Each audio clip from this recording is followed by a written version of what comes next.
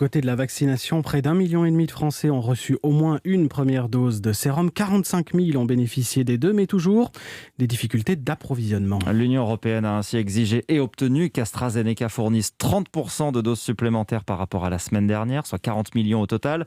Le laboratoire anglo-suédois, dont le vaccin a été autorisé vendredi sur le marché européen, avait annoncé une réduction des 3/4 de ses livraisons. Et du côté des traitements contre le Covid, où en est-on ? Faisons le point avec vous, Virginie Salmen. Il y a des pistes, mais lesquelles sont les plus concrètes ? Alors pour les patients au tout début de la maladie, il y a 2 traitements dignes d'intérêt selon les médecins. Le premier, c'est le médicament qui a sauvé Donald Trump, un cocktail d'anticorps administré en intraveineuse, mais il n'est utile que sur un tout petit nombre de patients à haut risque comme lui. Il ne changera pas le cours de l'épidémie et il est très cher, 2 000 € et pas encore autorisé en France.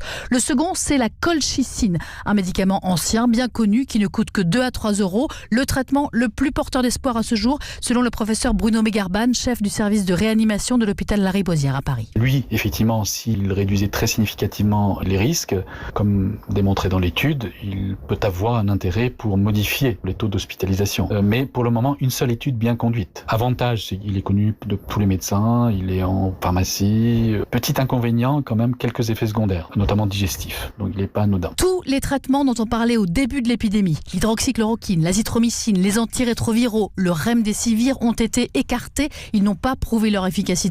Et puis pour les formes graves du Covid, le traitement qui a fait ses preuves et qui est désormais administré obligatoirement à tous les patients qui entrent à l'hôpital et qui nécessitent de l'oxygène, c'est la cortisone, capable de réduire de 17% la mortalité. Les explications de Virginie Salmen.